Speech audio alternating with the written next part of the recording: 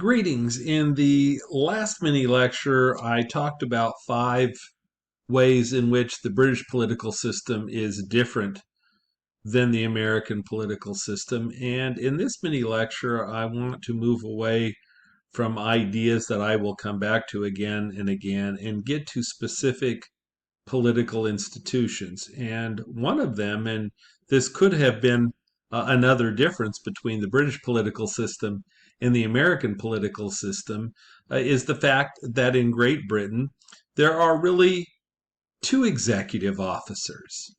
The monarch, Queen Elizabeth, has been the longest serving monarch in British history, and she is the chief of state.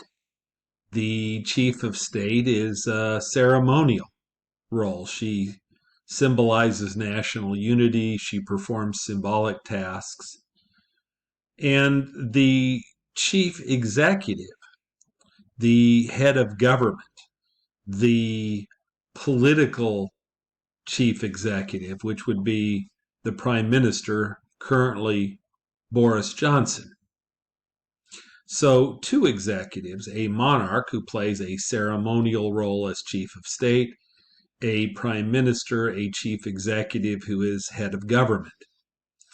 In the United States, these 2 roles are fused into one office, the president. We have fused the dignity of royalty to the working powers of a chief executive like a prime minister. Britain is like many nations that divide the symbolic and political heads of government. Germany does this. In Germany, they have a ceremonial leader that, interestingly, they call the president. And in Germany, that person is usually a distinguished retired politician. But the chief executive, the real political leader of Germany, is the chancellor. We'll talk about that later. In Japan, the emperor is the chief of state, and the prime minister is the chief executive. So 2 executives, one ceremonial, one political in Britain, and in the United States, the president obviously does those ceremonial things, right? The president, for example, lights the Christmas tree, pardons Thanksgiving turkeys, decorates war heroes, has Super Bowl winning teams to the White House, etc., and yet has a variety of powers, including commander-in-chief, chief executive, chief legislator, chief budgeter, chief of party. Some would even say moral leader. You can go on and on. As I have mentioned in the notes, the current British royal family, and I talked about this earlier, traces its lineage all the way back to King George I in 1714. Remember that German prince from Hanover. I told you that George I is the last British monarch to be buried outside of Great Britain. The British Bill of Rights, remember, in 1689 placed limitations on the power of the monarch and established the rights of the Parliament. So some would say, well, why should we even study the monarch? The monarch doesn't really have formal political powers. The prime minister is the linchpin of the political system with all of the chief political powers of the country. But I think there are a couple of significant aspects, and I've listed them in your notes. I think the monarch plays a significant psychological role for people in Great Britain. Many commentators call the monarch and the House of Lords the dignified part of government. Roskin stole that from the same place I did, from Sir Walter Baggot, that the dignified part of government has a lot of symbolic but little formal political powers. As I have mentioned in the notes, The monarch is like a royal greeter. They excite and preserve the reverence of the population. The monarch relieves the prime minister of several ceremonial duties. The monarch, for example, receives ambassadors, pays state visits to other countries. The monarch personalizes the state for virtually all people in Great Britain. Queen Elizabeth is the only monarch they've ever known. She has been the monarch now for, was it 67 years? So unless you're a person who is very old, she does, in a very real way, personalize the state. She symbolizes national unity, and probably most important, links the future with a very glorious past when Great Britain was the most powerful nation in the world, had the largest economy in the world, the largest colonial empire in the world. On paper, the Queen has less formal political power than an ordinary citizen. She cannot take a partisan position on an issue or publicly express a political view, although, as I will point out in a little while, she certainly does take positions behind closed doors with the prime minister. But in public, she's going to appear to be a neutral. There isn't a law that formally prohibits the monarch from voting, but that would be considered formal political power. So, for example, Queen Elizabeth has never voted. Her father, who was the King of England before her, never voted. His father never voted. To my knowledge, no monarch has ever voted in an election, even though that is not expressly forbidden. It just isn't going to happen. The monarch understands that their role is to be ceremonial and not to be publicly involved in the day-to-day business of governing, and certainly that is what voting is. I would add a few things to your text. I do believe the monarch has some reserve powers. They're certainly not express powers, but certainly they're powers that I think do involve them in the political process, again, in a ceremonial way, legitimizing the process, again, symbolizing what used to be real power and doing it symbolically. For example, in your notes, I pointed out a few of these, I think 4 of them. The first one is that the monarch formally dissolves the House of Commons and calls for new general elections at the request of the prime minister. So this is really the prime minister's call, and over the last decade there was a law passed, I believe in 2011,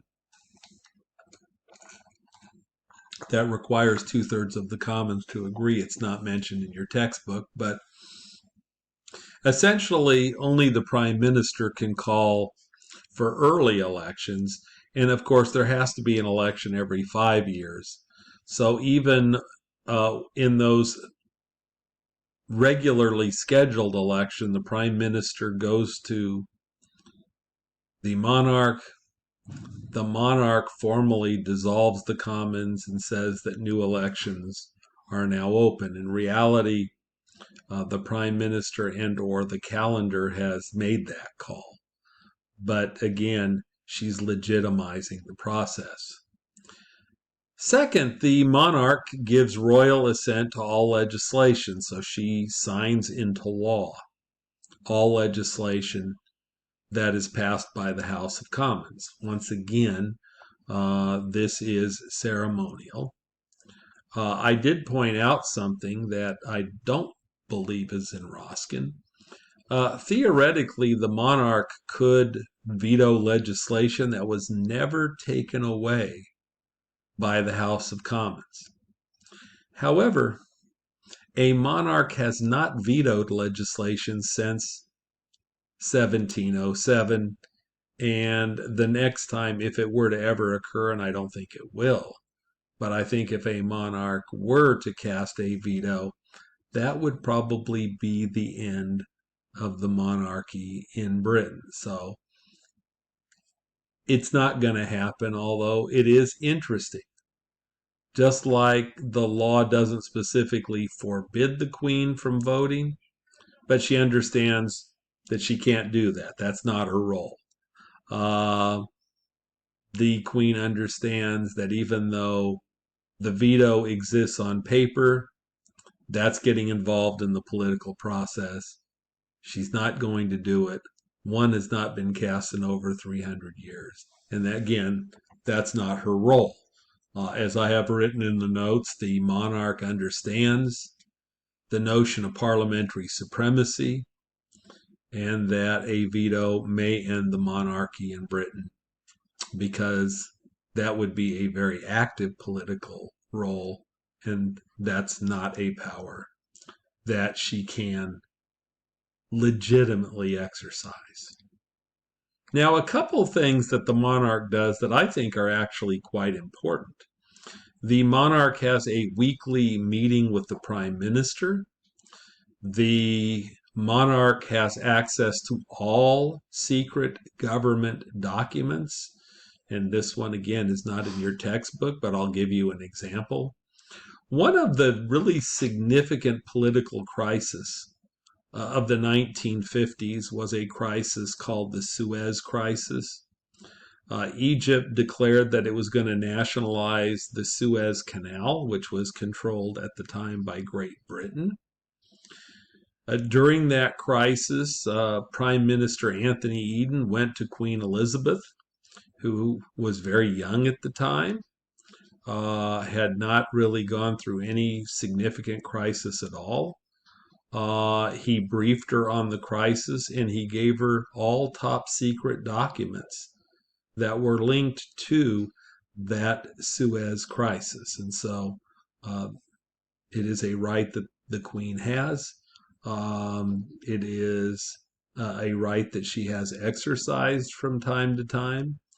She hasn't done it very often, but when there is a national type of emergency, she certainly has access to those documents, and she may want them, for example, to have a meaningful conference with the prime minister. And as I pointed out in these weekly meetings, from all we know, Queen Elizabeth has been very forthright about her positions on a variety of issues. And interestingly, some prime ministers have actually asked for advice, and sometimes she has given it, and sometimes she hasn't. So it's intriguing. In public, she's not going to express any views, but her weekly meetings with the prime minister allows her to stay informed of what's happening in government, and from time to time allows for an exchange of information. The last one I have mentioned, again, is a significant difference between Britain and the United States. I have written the monarch gives the State of the Union address that is written by the Prime Minister and his or her staff. So Queen Elizabeth has done this for a variety of prime ministers, going all the way back to Winston Churchill. Now, Churchill had 2 tenures as prime minister. He was prime minister from 1940 to 45, and that's called the wartime Churchill. And then after Clement Attlee was prime minister from 45 to 51, Churchill came back and was prime minister from 1951 to 55. And so since Queen Elizabeth has been the Queen of England, she has had and has read the State of the Unions written by prime ministers all the way back to Winston Churchill to the current prime minister, Boris Johnson, who's been the prime minister of Britain since 2019. She has read State of the Unions by very conservative prime ministers, by very liberal prime ministers, and by moderate prime ministers, and she reads them all the same. Obviously, in the United States, this is very different. The State of the Union is read by the president. It is a speech that is written by him with his staff, and it is read by the president, is approved by the president.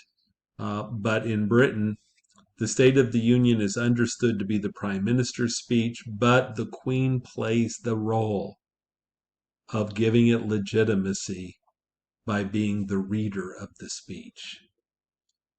We move next to the linchpin of the British political system, and that is the British Prime Minister.